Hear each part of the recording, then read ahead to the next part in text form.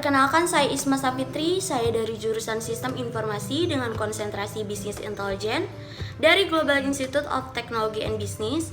Jadi di video kali ini saya akan melanjutkan pembahasan tentang dictionaries minggu ke-11. Jadi di sini saya akan melanjutkan bagian part 2. Oke teman-teman, langsung aja ke pembahasannya, cekidot.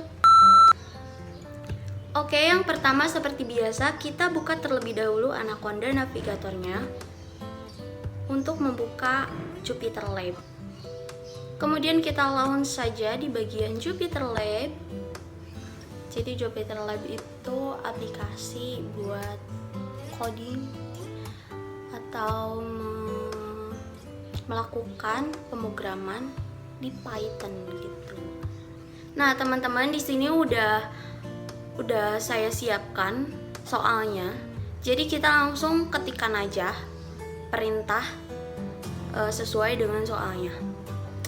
Yang pertama itu bagian 64 glossary 2. Sekarang setelah Anda mengetahui cara mengulang di dalam dictionary, bersihkan kode dari latihan 63 yang sebelumnya yang part 1 dengan mengganti rangkaian panggilan print Anda dengan loop yang berjalan melalui Q dan value dictionary. Saat Anda yakin bahwa loop Anda berfungsi, tambahkan 5 istilah Python lagi ke glossarium Anda. Ketika Anda menjalankan program Anda lagi, kata-kata dan arti baru ini secara otomatis akan disertakan dalam output. Jadi kita langsung aja kopas dulu dari yang latihan 63 yang tentang glossary pertama, biar cepat gitu kan. Nah, kita cari di sini.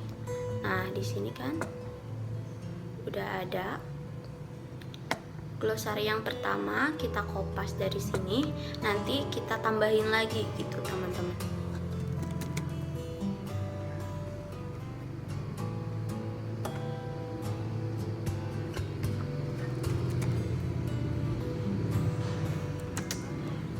Saya akan menambahkan lagi Q dan value-nya, yaitu ada value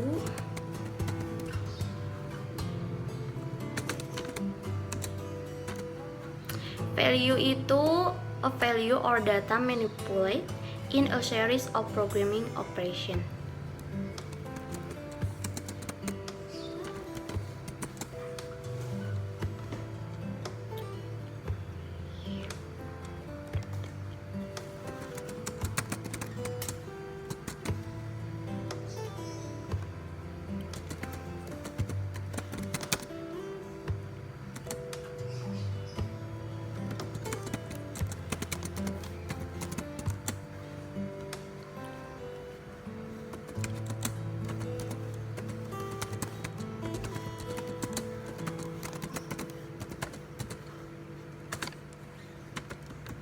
Kemudian selanjutnya ada source code. Nah, ini juga istilah-istilah yang selalu digunakan dalam bahasa programming gitu. Selain Python ada CSS atau C, di sana menggunakan source code gitu. Jadi source code itu adalah program in high level language programs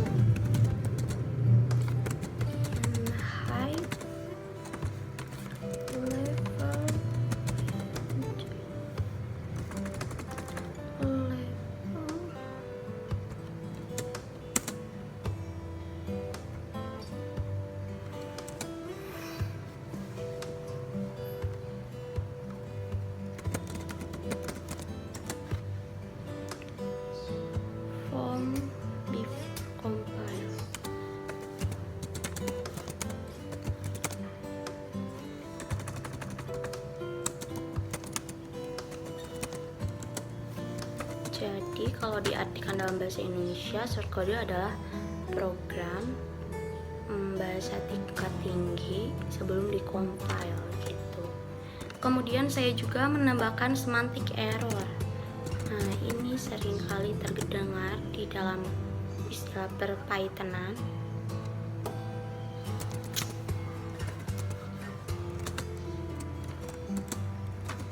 Jadi semantic error itu an error.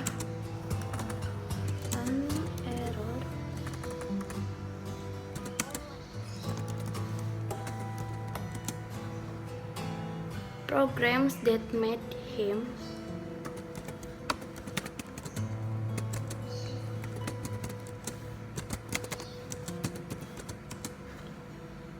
do something that was not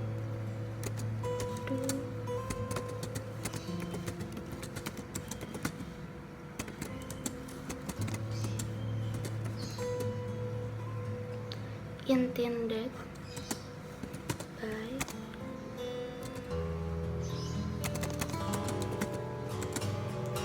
the programmer.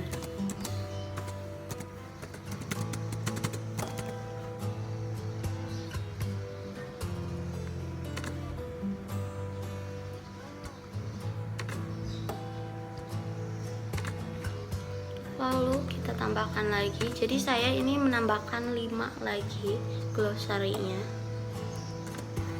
Dan 2 lagi itu ada syntax error. Selanjutnya ada syntax error.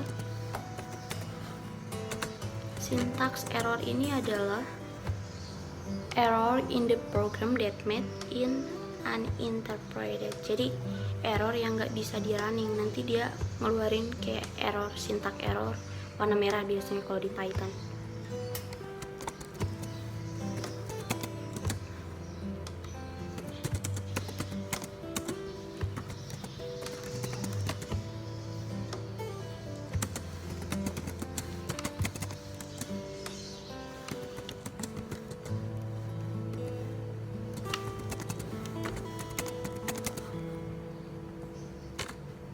Satu lagi yaitu ada problem solving. Itu cara mengatasi masalah gitu. Problem solving.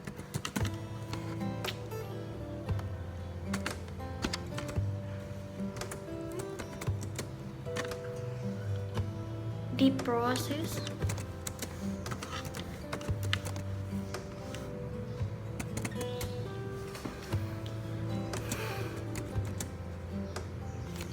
of formulating problems, yaitu proses mengatasi masalah. Finding solution, mencari solusi.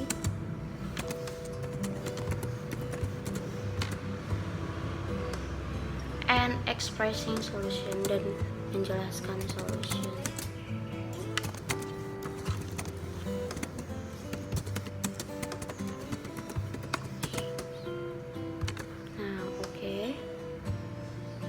Teman-teman, ini udah ditambahkan, lalu kita bikin namanya looping. Looping ini biasanya pakai for ya di sini. Jadi saya menambahkan variabel bernama word. Word ini kata yang tadi kita udah ketikkan. Kemudian meaning atau arti, makna. In glossary, ini dictionary tadi yang udah kita bikin. Items. Kemudian titik 2. Lalu kita print menggunakan F string. Ditambahkan garis miring N supaya rapi tiap per barisnya. Kemudian kita panggil word, variabel baru yang kita buat. Ditambahkan metode title agar kelihatan bagus. Lalu jangan lupa sama dengan lagi kayak yang pertama gitu kan. Kemudian panggil meaning atau artinya. Jadi di sini tuh word itu mengacu kepada si Q-nya. Kalau meaning itu mengacu kepada value-nya. Jadi di sini dia akan memanggil Q dan value-nya gitu. Nah, ini udah bisa, udah kita lihat. Jadi kamusnya bertambah 5 gitu teman-teman. Oke, kita lanjut dengan soal yang berikutnya, bagian 65. Jadi di sini soalnya rivers. Jadi kita bikin dictionaries rivers. Buatlah dictionary yang berisi 3 sungai besar dan negara yang dilalui setiap sungai. Satu pasangan Q value mungkin Nile. Buatlah dictionary yang berisi 3 sungai besar dan negara yang dilalui setiap sungai. Satu pasangan Q value mungkin Nile, Egypt. Itu salah satunya, nanti kita bikin. Terus gunakan loop untuk mencetak kalimat tentang setiap sungai seperti the Nile, Rhine, Chalk, Egypt. Gunakan loop untuk mencetak nama setiap sungai yang disertakan dalam dictionary. Gunakan loop untuk mencetak nama setiap negara yang termasuk dalam dictionary. Oke, kita langsung aja ketikkan di sini nama dictionariesnya rivers. Kemudian kita isi yang tadi udah dikatakan di soal, Nile atau sungai Nil. Kalian mungkin udah pada tahu ya. Ini tuh berasal dari Egypt gitu. Kemudian saya tambahkan lagi ada sungai Amazon. Amazon ini kan terletak di Brazil ya, melewati negara Brazil. Jadi kita tulis di sini Brazil. Oke, setelah itu kita tambahkan Yangtze. Sungai Yangtze ini terkenal banget ya. Sungai Yangtze ini berada di China. Dari namanya aja udah kelihatan kan. Kemudian ada Mississippi, sungai Mississippi. Ini juga nggak asing banget, karena sungai ini merupakan sungai terbesar juga dan terletak di United States atau Amerika Serikat ya guys. Nah, setelah itu kita bikin loopingnya nih for river. Nah, ini tuh untuk si Q-nya, manggil si Q-nya. Terus negara atau country, di sini saya menggunakan country in rivers dictionaries yang udah tadi kita bikin. Kemudian items, ini titik, lalu titik 2, kemudian print menggunakan F string seperti biasa. Lalu di sini saya menambahkan kalimat, kemudian kita panggil si river, variabel yang baru tadi kita buat. Kemudian ditambahkan title agar huruf awalnya besar. Kemudian flow stroke atau tadi dilewati oleh negara kan itu. Kemudian kita panggil country-nya, negara, dengan variabel yang tadi kita buat. Ditambahkan metode title. Lalu udah ya, titik.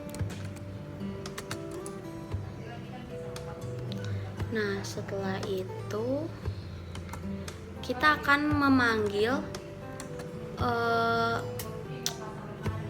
nama sungai dengan negaranya secara terpisah gitu.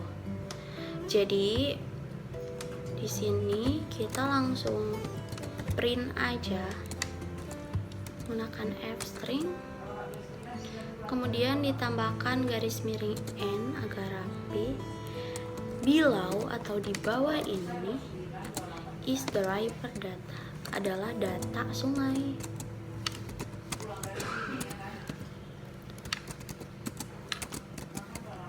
Titik 2 tanda kutip.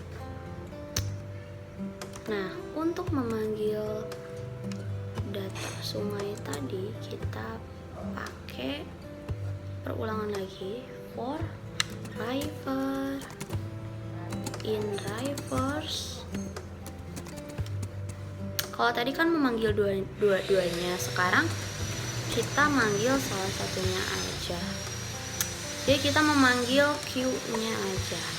Jadi kita bakalan manggil hanya nama-nama sungainya, karena nama sungai di sini kan sebagai Q gitu. Lalu titik 2, kemudian print lagi, kita panggil river title. Yang bawahnya juga sama, kita tinggal panggil negaranya, hanya saja diganti dengan values, karena negara di sini digunakan sebagai values. Below is the country data. Nah, di sininya itu bukan Qs tapi values. Value.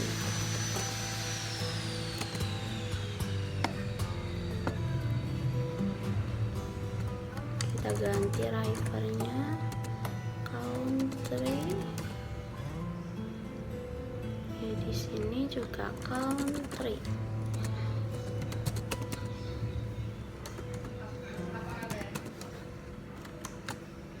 Nah, jadi hasilnya bakalan seperti ini.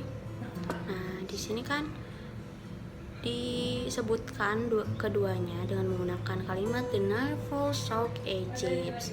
Kemudian di sini ada data nama-nama sungainya dan di sini data nama-nama negaranya. Oke, kita langsung lanjut aja ke soal berikutnya, bagian 6 dengan soal polling. Jadi gunakan kode di favorite language yang pernah dibahas bareng Pak Jul. Buat list orang yang harus mengikuti polling bahasa favorit.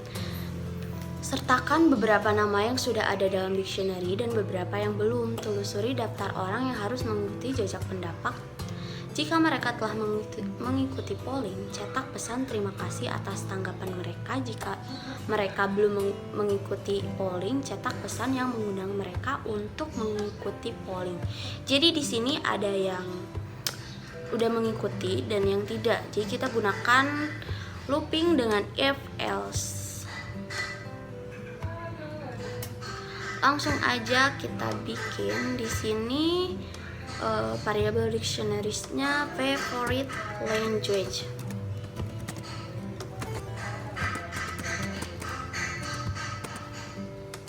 Lalu kita isi datanya, Q dan values-nya. Nama saya sendiri Isma. Saya kebetulan sangat-sangat cinta banget sama Python gitu. Di sini values-nya Python. Maaf ya sedikit berisik karena di sini ada sedikit renovasi gitu kan di kosan Isma. Tapi tak apa, tetap semangat buat menugas ya teman-teman.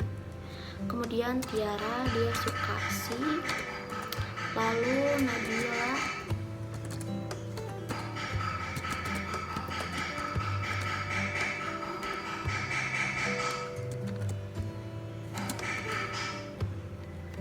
Ruby, kemudian Tasya Python juga.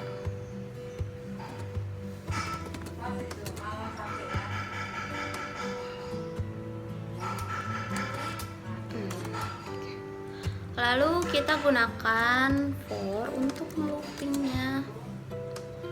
For name ini digunakan untuk Q-nya, kemudian fav in favorite language.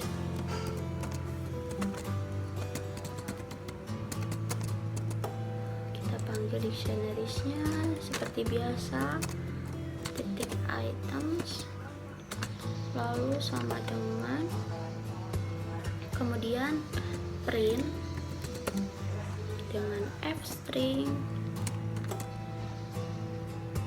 lalu kita panggil si nama-namanya, name title, dengan cara begini. Di sini kita menggunakan kurung kurawal ya.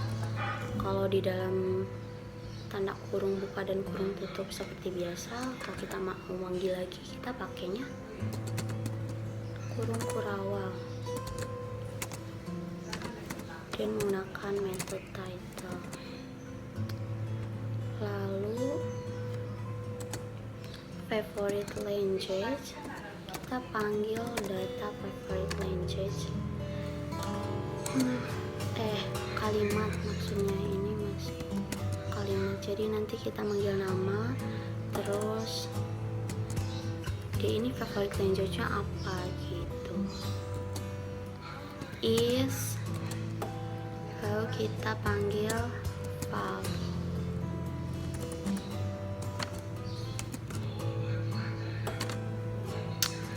Makan title.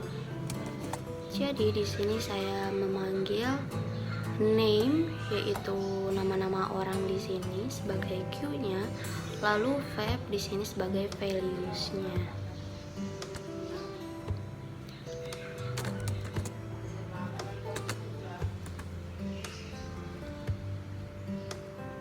Nah, tadi kan yang kalau udah mengikuti polling berarti diucapkan terima kasih, yang enggak undang gitu kan buat mengikuti polling. Jadi kita bikin kalimat gitu. Kita bikin terlebih dahulu F string garis miring N karena biar nanti ada jarak nih antara yang pertama dan yang kedua.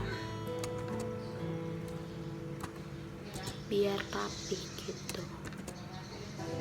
Setelah itu people, di sini saya menambahkan variabel baru dengan nama peoples.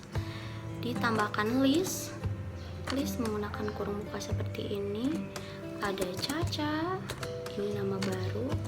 Kemudian Tiara, lalu ada Tasya Enda,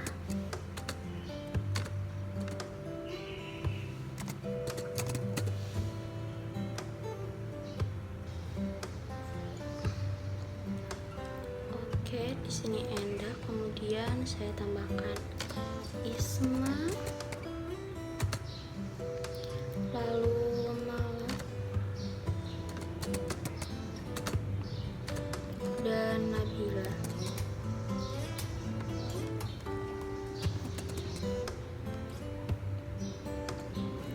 Kemudian di sini saya menggunakan looping lagi dengan for people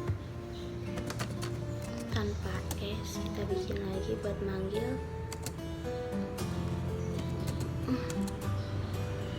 peoples.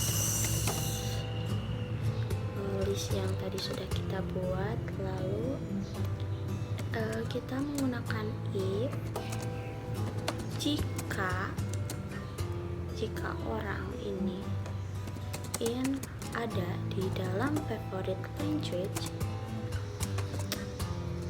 di dalam dictionary favorite language,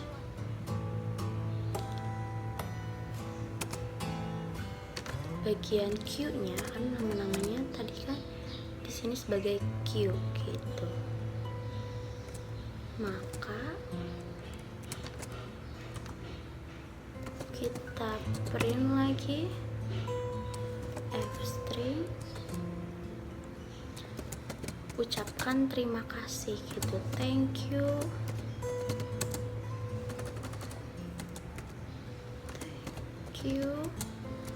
for taking the poll, karena telah lakukan polling poll. Lalu panggil people, variabel people, tambahkan metode title,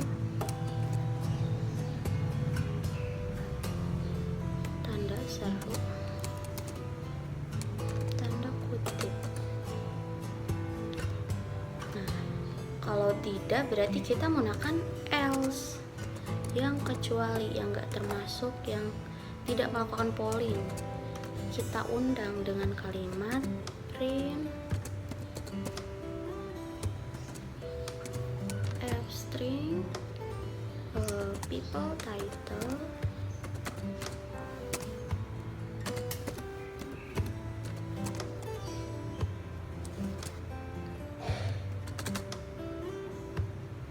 tell me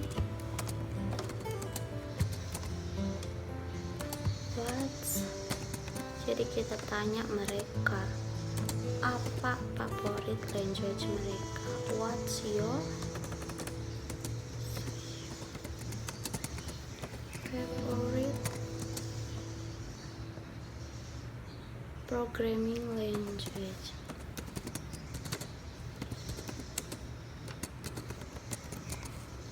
Tanda tanya, kemudian tanda kutip.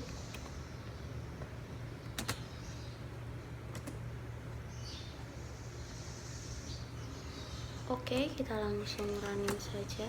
Nah, ini sudah berhasil ya teman-teman. Jadi di sini yang pertama dia akan menyebutkan Q dan value-nya dengan kalimat is my favorite language is Python dan sebagainya. Kemudian di sini yang sudah mempolling dia akan menampilkan thank you for talking the pool Tiara misalkan. Nah kalau yang tidak, Caca tell me what's your favorite language, ditanya gitu kan. Oke teman-teman, sekian pembahasan part 2 kali ini. Nantikan video selanjutnya. Bye bye. Wassalamualaikum warahmatullahi wabarakatuh.